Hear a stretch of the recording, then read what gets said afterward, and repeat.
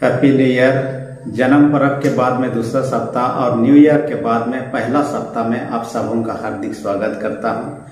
हम किसी ऑफिस में जाते हैं तब हम किसी मकसद से लेकर जाते हैं कि ऑफिसर के साथ में कुछ काम है या हमारा कुछ काम हासिल करना है, जिसके उद्देश्य लेकर हम जाते हैं। वैसे ही यीशु जब इस दुनिया में थे, जिस समय सेवकाई में थे, काफी लोग उसके पास मिलने के लिए आते थे। उनमें से अलग अलग उद्देश्य लेकर लोग आते थे। कुछ लोग चंगाई के लिए, कुछ लोग आश्चर्य काम करने के लिए, कुछ लोग उनके जीवन से जुड़ी हुई समस्याओं को लेकर आते थे। परंतु आज का वचन में मत्ती 16 अध्याय 1 से लेकर 4 पद के विषय में जब हम चर्चा करेंगे, फरीसी और सदूसी लोगों का एक ग्रुप यीशु से मिलने आते हैं और उनके मिलने का उद्देश्य मकसद कुछ अलग ही होता है। असल में वे लोग यीशु को परखना चाहते थे, यीशु को फंसाना चाहते थे, ताकि उनके द्वारा कोई ऐसा गलती हो जाए जिनके जरिए से उनको नीचे गिरा सकते हैं। हम यदि मत्ती रचित सुसमाचार को देखते हैं, इसका लेखक ही मत्ती को माना जाता है और उन्होंने लगभग 60 से 65 ईस्वी लगभग में ये सुसमाचार लिखा माना जाता है। और वो यहूदी होने के नाते यहूदियों के लिए ही लिखता है और वैसे ही लिखता है ताकि यहूदी लोग यीशु को मसीहा के रूप में पहचान सके, यीशु को स्वर्गीय राजा के रूप में पहचान सके। और उन्होंने अपने सुसमाचार के माध्यम से इस चीजों को भरसक प्रयास किया। हम मत्ती 16 1 से 4 पद के अनुसार जब देखते हैं, वहां पर एक बात ध्यान दिखाई देता है कि फरीसी और सदूकी ये दोनों ग्रुप अलग अलग ग्रुप थे और दोनों का एक दूसरे से मेल जोल काफी ज्यादा नहीं था, क्योंकि दोनों का सिद्धांत, दोनों का मानना, रीति विधि को पालन करना अलग ही था। परंतु ऐसा भी अवसर आया, यीशु को फंसाने की बात है, यीशु के गलतियों को ढूंढने की बात है, यीशु को किसी तरह नीचे गिराने की बात है। दोनों ग्रुप के बीच में एक मत होकर यीशु के पास जाते हैं। हम देखते हैं फरीसी लोगों का विषय में। फरीसी लोगों को कहा जाता है ये लोग अलग या चुने हुए लोग माने जाते थे और इस पंथ में आने वालों को, यानी फरीसी ग्रुप में रहने वाले लोगों को एक शपथ लेना पड़ता था। कम से कम 3 लोग उपस्थित हुआ करते थे गवाह के रूप में और उनके बीच में उनको शपथ लेना पड़ता था और ये ग्रुप में शामिल हो सकते थे। और इनको चबूरा या भाईचारा के नाम से भी जाना जाता था। और ये लोग क्या करते थे, व्यवस्था के अनुसार के साथ ही अपने कुछ रीति विधि नियम कानून को वे लोग बनाए हुए थे, जिनको पालन करना कड़ाकड़ी रूप से उनके बीच में विद्यमान था। और ये लोग न केवल इतना ही थे, ये स्वर्गदूतों को भी मानते थे, ये लोग पुनरुत्थान को भी मानते थे। परंतु वहीं पर दूसरी ओर हम यदि सदूकी लोगों का जीवन को देखते हैं, ये लोग ग्रुप में छोटे थे और वे लोग धनवान थे, फरीसी लोगों के अपेक्षा ज्यादा धनी मानी थे। और वे लोग क्या करते थे, अपने आप को रोमन सम्राट के साथ ताल मिला करके जीवन व्यतीत करने या अपने जीवन को निर्वाह करने का प्रयत्न करते थे। वे लोग तोरा, जो मूसा के द्वारा लिखा हुआ 5 पुस्तक को माना जाता है, उनका अनुयायी पालन करने वाले मानते थे। जबकि फरीसी लोग इन 5 पुस्तकों से उतना रिलेटेड नहीं थे जितना सदूसी लोग थे। और इस घड़ी हम देखने पाते हैं फरीसी और सदूसी दोनों ग्रुप के लोग यीशु के पास आते हैं और यीशु से कहते हैं कि आप हमें स्वर्ग का एक ऐसा चिन्ह दिखाइए कि आप वही उद्धारकर्ता या मसीहा जो जगत में आने वाला है ये सिद्ध कर सके। यीशु मसीह ने अपने जीवन काल में हम देखने पाते हैं कई सारे आश्चर्य काम को किए हैं, कई सारे चिन्हों को दिखाया, फिर भी वे लोग यीशु के पास आते हैं उनको परखने के लिए, उनको किसी तरह फंसाने के लिए ये लोग प्रयत्न करने के उद्देश्य से आते हैं। यहाँ पर एक बात को देखेंगे इसके अंतर्गत, इस वचन के अंतर्गत यीशु या प्रभु यीशु के पास आने का उद्देश्य, हम इसी टॉपिक पर चर्चा करेंगे। प्रभु यीशु के पास आने का उद्देश्य पहली बार हम चर्चा करेंगे पहला पॉइंट में कि गलत इरादे के साथ आना, यानी उनका गलत उद्देश्य लेकर यीशु के पास आना। असल में ये लोग जानते थे कि यीशु मसीह परमेश्वर की ओर से आया, कई सारे चीज उन्होंने किए, न केवल शिक्षा दिए, जीवन भर उन्होंने कई प्रकार के आश्चर्य कर्मों को किए, चिन्हों को दिखाए, फिर भी वे लोग मांगने लगे चिन्हों के रूप में। असल में वे लोग बार बार, ना केवल ये पहली बार था कि यीशु को फंसाने का प्रयत्न किया, इससे पहले भी कई घटनाओं का हम चर्चा पाते हैं। उसमें से एक घटना हम चर्चा करेंगे, वो तो है यूहन्ना रचित सुसमाचार 8 अध्याय, उसका 1 से 8 पद में। वहां एक व्यभिचार में फंसी हुई स्त्री को पकड़ कर लाते हैं और कहते हैं कि ये व्यभिचार करते हुए पकड़ी गई और मूसा के नियम के अनुसार इस स्त्री को पत्थर मार के मार डालना चाहिए। आप क्या कहते हैं? असल में यीशु का जवाब के द्वारा यीशु को फंसाना चाहते थे। यीशु उनको जवाब दिया, तुम में से जो निष्पाप है सबसे पहले वही पत्थर मारे। जब यीशु के कथन को सुना, सब एक एक करके वहां से चले गए, क्योंकि कोई भी व्यक्ति ये नहीं समझता कि मैं निष्पाप हूं, और वो सबसे पहले पत्थर मारे। इसलिए एक से एक निकल गए। हम यहाँ देखने पाते यीशु को फंसाने का प्रयत्न पहले से भी किया जा रहा था। असल में सवाल ये उठता है, यीशु को क्यों फंसाना चाहते थे? एक बात था कि यीशु का शिक्षा इतनी बेहतरीन था कि उनका शिक्षा उनके सामने फीका पड़ने लगा, क्योंकि वे बाइबल की बातों को सिर्फ नहीं परंतु अपने ही विचारों को नियम कानून बना के वे लोगों को मनवाने का प्रयत्न करते थे। इस कारण से यीशु का शिक्षा से कई बार उनके शिक्षा मेल नहीं खाने लगा। दूसरी विशेष बात क्या था कि यीशु का पॉपुलैरिटी या तो उनका लोकप्रियता इतना बढ़ जाने लगा कि लोगों को, जो फरीसी लोग, सदूकी लोग थे, वे लोग अपना जो महान अपने आप को कहलाते, लोगों के सामने आदर मान सम्मान पाते थे, ये उनका मान सम्मान को ठेस पहुंचा रहा था। माने कि यीशु के पीछे दुनिया हो चला है और उनको पूछने वाला कोई नहीं रहा। इसलिए कोई ने कहा कि ऐसे ही यदि इस मनुष्य को हम छोड़ दें तो दुनिया उसके पीछे हो लेगा, हमें कोई नहीं पूछेगा। इसलिए अच्छा है कि उसे किसी न किसी रूप से गिराया जाए, फंसाया जाए, मार डालने का प्रयत्न किया जाए, और उन्होंने ऐसा ही किया। लेकिन यीशु जान गए कि वे किस मकसद से उसके पास आए हैं और किस मकसद से ये लोग आश्चर्य काम या चिन्ह दिखाने के लिए कहते हैं। यीशु मसीह उनको कहता है, जोना के सिवा और दूसरा चिन्ह यहाँ दिया नहीं जाएगा, क्योंकि जोना हम लोग जानते हैं 3 दिन मछली के पेट में रहा, उसके बाद में मछली उगल देता है और बाहर आता है, फिर निन्वे नगर जाता है, प्रचार करता है। ये बड़ी चिन्ह था। एक जीवित व्यक्ति मछली के पेट में 3 दिन तक रहा। यीशु मसीह कहता है, यीशु मसीह ऐसे ही कब्र में 3 दिन तक रहेंगे, जी उठेंगे। ये तो पहले से चिन्ह बता दिया गया, तो इसलिए हम दूसरा चिन्ह यहाँ दिखाने वाले नहीं है। यीशु दिखाता तो भी वे इतने कठोर मन और हृदय के हो चुके थे कि यीशु को उद्धारकर्ता के रूप में स्वीकार करना वे लोग नहीं मानते।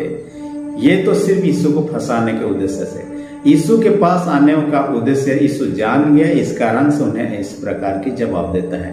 असल में हम कई बार क्या करते हैं, लोगों के सामने ये दिखाने का प्रयत्न करते हैं हम क्या हैं, हम कितने महान हैं, लेकिन यीशु सब कुछ जानता है। यीशु हमारे मन के बातों को जानता है, हम क्या सोचते हैं, क्या उद्देश्य लेकर उसकी सेवा कर रहे हैं, क्या उद्देश्य लेकर उसके धन्यवाद, क्या उद्देश्य लेकर उसकी महिमा कर रहे हैं, क्या उद्देश्य लेकर हम दानों को दे रहे हैं। यीशु सब कुछ जानता है। लोगों को हम यदि दिखाएं कि मैं शरीफ हूं, अच्छा हूं, बेहतर हूं, यीशु सब कुछ जानता है। मैंने एक घटना के बारे में कभी चर्चा किया है, शिव खेड़ा अपने पुस्तक में चर्चा करता है। एक ऑफिसर एक नया शहर में ट्रांसफर होकर चला गया और सोचने लगा, यहाँ के लोगों को यदि मैं ये दिखाऊं कि मैं कितना कड़कदार ऑफिसर हूं, तब बाकी लोग भी शुरू से ही डर जाएंगे और मेरे सामने कम से कम अपने आप को बड़ा बनाने का कोशिश नहीं करेंगे। इसलिए ऑफिस में बैठ गया। बैठने के बाद में नया नया बैठा हुआ, किसी व्यक्ति ने दरवाजा खटखटाया। जब उन्होंने अंदर आने के लिए उसको अनुमति दे दिया, वो व्यक्ति अंदर आ भी गया और ये झूठ मूठ का क्या क्या फोन का रिसीवर को उठाया और फोन में बात करने लगा। तुम्हें डरने की कोई जरूरत नहीं, मेरे जैसे कड़क ऑफिसर होते हुए मैं सब कुछ संभाल लूंगा। उन्होंने अपने आप को माने इस प्रकार का एक्ट करने लगा ताकि जो व्यक्ति खड़ा है वो देख सके ये कितना कड़कदार ऑफिसर है और उसका सम्मान कर सके। उसके बाद में फोन का रिसीवर रख दिया। उसके बाद उससे पूछता है, बोलिए आपका क्या काम है।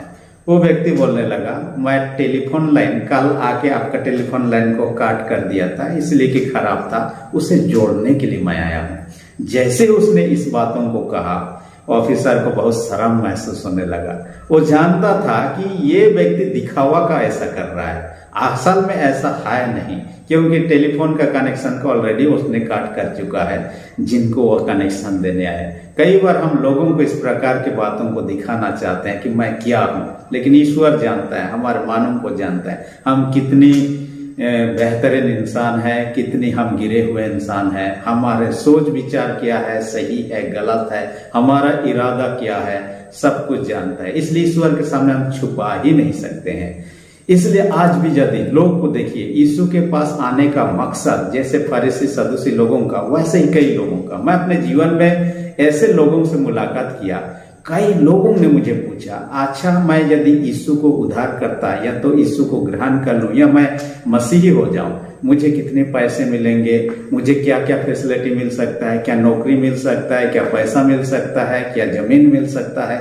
ऐसे लोगों को कई लोग मुझे पूछा अब तक, लेकिन अब तक मैंने अपने जीवन में किसी भी मसीही को ये नहीं देखा कि उसने पैसा देकर या किसी चीज वस्तु देकर किसी को मसीह बनाया। मैंने अपने आंखों से तो नहीं देखा। हाँ, लोग जो मसीह नहीं है, मसीह बनने के दौरान क्या फायदा मिल सकता है वो पूछे हैं जरूर, और ऐसे होकर ही कई लोग आना चाहते हैं ताकि उनके द्वारा लाभ उठा सके, फायदा उठा सके।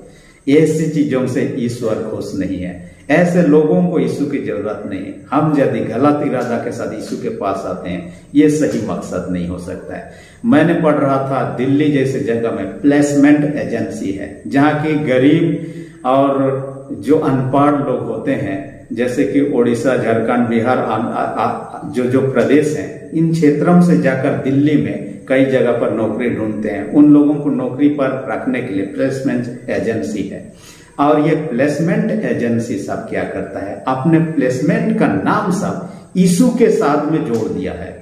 कोई लोग पवित्र आत्मा, कोई हॉली स्पिरिट, कोई जीसस, कोई क्या क्या इत्यादि के साथ में जोड़ दिया है, ताकि लोग समझे कि ये क्रिश्चियन संस्था है। यीशु का नाम जुड़ा हुआ, क्रिश्चियनिटी के साथ जुड़ा हुआ, इसका मतलब ये अच्छा संस्था है। लोग वहां जाते हैं और ठग का शिकार हो जाते हैं। कई लोग बेचे जाते हैं वेश्यालय में, कई लोग शोषित होते हैं, कई लोग जीवन भर उससे कभी भी उबर नहीं पाते हैं, उनका जीवन बर्बाद हो जाता है। लोग यीशु का नाम को और यीशु को अपने फायदा के लिए आज भी इस्तेमाल करना चाहते हैं। कई लोग चर्च में भी बड़े पद पाना चाहते हैं, ताकि हम यदि चर्च में रहेंगे, बड़े पद में रहेंगे, बड़े मान सम्मान पाएंगे। ये उद्देश्य भी सही नहीं। इसलिए मत्ती रचित सुसमाचार 6 अध्याय पहला पद में कहता है, यदि तुम मनुष्यों को दिखाने के लिए धर्म के काम करो तो स्वर्गीय पिता से कुछ भी नहीं पाओगे। इसलिए हमें उन बातों को ध्यान नहीं देना है। हम यीशु का नाम का इस्तेमाल अपने फायदा के लिए और यीशु के पास अपने फायदा लेकर आए, ऐसा ईश्वर नहीं चाहता है। ये सही तरीका नहीं है। दूसरी विशेष बात जो क्या कहता है, सही इरादा या सही उद्देश्य लेकर यीशु के पास आए। हम जानते हैं यीशु के पास चलने वाले, यीशु के पीछे आने वाले, यीशु के पास आने वाले सब कोई ही गलत उद्देश्य लेकर नहीं आते थे। 5000 लोगों को देखते हैं, 4000 लोगों को देखते हैं जिनको यीशु मसीह ने खिलाया। हम इन लोगों के विषय में सोच सकते हैं, 2-3 दिन तक ये लोग भूखे रहकर भी परमेश्वर का वचन सुनते रहे। इनमें से हम सच्चा लोगों को भी देख पाते हैं। इस कारण से यीशु मसीह न केवल उनका आत्मिक भूख को मिटाया, उनके शारीरिक भूख को मिटाने का भी प्रबंध किया और 5000 लोगों को भी खिलाया, जब भी कि उनके पास में खिलाने के लिए नहीं था। 4000 लोगों को भी खिलाया, जो भी कि उनके पास में इतने सफिशिएंट खिलाने के लिए नहीं, लेकिन अद्भुत रीति से खिलाया। हम यदि सच्चा मान लेकर यीशु के पास आते हैं, हमें प्रभु की ओर से वो आशीष प्राप्त होता है, जैसे 4000 5000 लोगों को उस समय मिला। इसलिए हम यीशु के पास जब आते हैं, सच्चे मन सच्चे हृदय के साथ हैं, चाहे चर्च भी जाते हैं, चाहे बाइबल अध्ययन करते हैं, चाहे प्रार्थना करते हैं, चाहे हम उपवास प्रार्थना करते हैं, सच्चा मन सच्चा हृदय लेकर करें। हम यीशु से हम ब्लैकमेल नहीं कर सकते हैं। यीशु को हम लोग ऐसे गुमराह करते हुए परमेश्वर का आशीषों को छीन के नहीं ले सकते हैं। और कई बार क्या होने लगता है, परमेश्वर का वरदान मिल जाता है, तब हम क्या करने लगते हैं, यीशु के पास में रहना, यीशु के संगति में रहना, या यीशु का महिमा सत्कार करना या उसकी प्रशंसा करना को भूल जाते हैं। कई बार ये परीक्षा बड़े बड़े सेवकों के जीवन में आने लगती है। जब हमें कोई वरदान मिल जाता है तब वरदान के द्वारा हम यदि बड़े बड़े काम, आश्चर्य कामों को करने लगते हैं, हम यीशु का महिमा, यीशु को आदर देने के बजाय हम दूसरों से आदर पाना चाहते हैं, जैसे शैतान ने किया। असल में परमेश्वर की महिमा, प्रशंसा, आदर करने के बजाय शैतान जो लूसीफर था वो खुद आदर पाना चाहता था। कई बार बड़े सेवकों के जीवन में इस प्रकार की परीक्षा की घड़ी आती है, इससे सावधान होने की बात है। लोग यीशु से ज्यादा हमें यदि आदर देने लगे, सत्कार देने लगे, हमारा प्रशंसा करने लगे, तब समझ लीजिए ये गड़बड़ बात है और इन चीजों से सावधान हो जाना चाहिए। इसलिए जो कोई चमत्कार करता है, जो कोई आश्चर्य कामों को करता है, वे लोग सबके साथ स्वर्ग को नहीं जाएंगे। हम मत्ती रचित सुसमाचार 7 अध्याय उसका 22 और 23 पद में देखिएगा। उन दिनों में वे लोग पूछेंगे, हे प्रभु, हमने तेरे नाम से भविष्यवाणी नहीं की, तेरे नाम से चमत्कार काम नहीं किए। प्रभु यीशु मसीह उनसे साफ साफ कहता है, मैं तुम्हें नहीं जानता। देखिए, हम यदि अपने प्रशंसा पाने के लिए, अपना आदर पाने के लिए इन सारी चीजों के पीछे पड़े रहेंगे, हम ईश्वर से कुछ भी नहीं पाएंगे। और जो लोग चमत्कार के पीछे भाग रहे हैं, उनके साथ ही चमत्कार हुआ तो जुड़े रहो, चमत्कार खत्म हुआ तो मत जुड़े रहो। ये सही तरीका नहीं है। यीशु के पास आना है सच्चा मन हृदय लेकर, क्योंकि जगत का उद्धार करता यीशु मसीह दुनिया में इसलिए आए कि सबों को छुटकारा दे, मुक्ति दे, ऐसा जीवन दे जो जीवन की संसार के लोग नहीं दे सकते हैं। एक शांतिमय जीवन, आनंदमय जीवन, और न केवल इस जीवन के बाद में स्वर्गीय जीवन भी सुंदर होगा। इसलिए आज हम चमत्कार पीछे भागना नहीं है। यदि चमत्कार के लिए या तो हमें चंगाई के लिए, प्रोफेसी के लिए वरदान मिला है, तो अपना आदर नहीं देना है, यीशु को आदर महिमा मिलना चाहिए। मैंने एक सेवा के बारे में पढ़ रहा था। वो सेवक तो है साधु सेल्वराज। शुरुआत में जब प्रभु का वचन सुनने के लिए उसका उद्देश्य गलत था, यानी गलत तो ऐसा नहीं, वो लोगों को देखना चाह रहा, परखना चाह रहा था, ये लोग क्या करते हैं, ये लोग झूठ मूठ का ये लोग गवाही देते हैं, ऐसा सोचा। लेकिन जब परमेश्वर के वचनों को सुना, उसके जीवन में काम करना शुरू किया, परमेश्वर का अभिषेक उनके ऊपर में उड़ने लग गया, परमेश्वर का आत्मा उसमें समा गया, उसको गवाही देने के लिए अगुवाई देने लगा, उसको आवाज देकर कहने लगा, उठिए और गवाही देने जाइए। जब वो नहीं उठ रहा है तो पवित्र आत्मा के द्वारा हाथ पकड़ के उसको उठा लिया गया। फिर धीरे धीरे देखने लगा, प्रभु के जितना करीब आने लगा, प्रभु का आशीष उनको उतना ही मिलते गया। और अब भी जब भी बाइबल पढ़ता है और कहता है, वो अपने गवाही में इस बातों को दर्शाता है, जब भी जिस नबी का पुस्तक को पढ़ने लगता और समझ में दिक्कत होने लगता, वह नबी ऑटोमेटिकली प्रकट हो जाता है उनके सामने और उनको समझाने लगता कि ये कैसा हो। यशायाह की नबी की पुस्तक यदि पढ़ने लगा, यशायाह उनके सामने प्रकट हो जाता और उसे समझाता कि इस वचन में क्या कहा। एक बार यूहन्ना प्रकट हुआ उनके सामने और यूहन्ना का प्रकाशित वाक्य को पढ़ रहा था, अध्ययन कर रहा था। उससे पूछा कि 7 कलीसियाओं को आपने पत्र लिखा, आप तो टापू में थे, टापू से कैसे जाकर उनको चिट्ठियों को दिया, पत्रियों को दिया। उन्होंने कहा, जब भी मैं लिख के खत्म के 7 स्वर्गदूत उतार के आए, मैं 7 स्वर्गदूत के हाथ में सौंप दिया, वे लोग जाकर 7 कलीसिया के लोगों को उन्होंने दे के आए। देखिए वो अद्भुत काम। उसके बाद यीशु से मिलने का उन्होंने इच्छा जाहिर किया और यीशु उनके सामने एक दिन सुबह सुबह प्रकट हुआ। यीशु से बातें करने लगे जैसे हम एक दूसरे के साथ आमने सामने बातें करते हैं।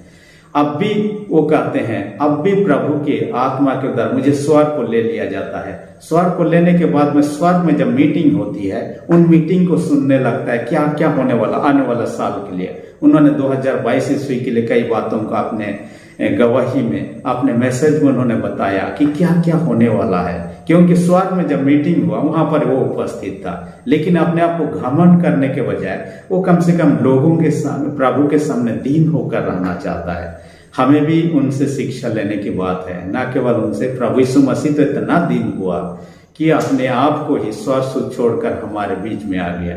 इसलिए आइए, चमत्कार की बातें न केवल यीशु के समय में हुआ करता था, लोग फरीसी लोग ढूंढ रहे, अब भी चमत्कार होता है। प्रभु बड़े बड़े चमत्कार भी करता है। मैं कभी एक घटना के बारे में चर्चा कर रहा था। नाइजीरिया के एक पास्टर जिसका नाम डैनियल है, एक दिन क्या हो रहा था, अपने ससुर के यहाँ त्योहार के लिए चावल और कुछ कुछ चीजों को पहुंचाने के लिए जा रहा था। वहां गया और वापस जैसे आ रहा था, उनका कार का एक्सीडेंट हो जाता है। कार एक्सीडेंट में बहुत रूप से घायल हो जाता है, हॉस्पिटल पहुंचा दिया जाता है। हॉस्पिटल में उनके प्रियजन मिलने के लिए आते हैं, उनको कहता है कि मुझे अपने उस हॉस्पिटल में शिफ्ट कर दो जहां मेरा ट्रीटमेंट हमेशा होते रहता है, जब भी मैं बीमार होता हूँ। उस हॉस्पिटल में लेने के क्रम में वो मर जाता है।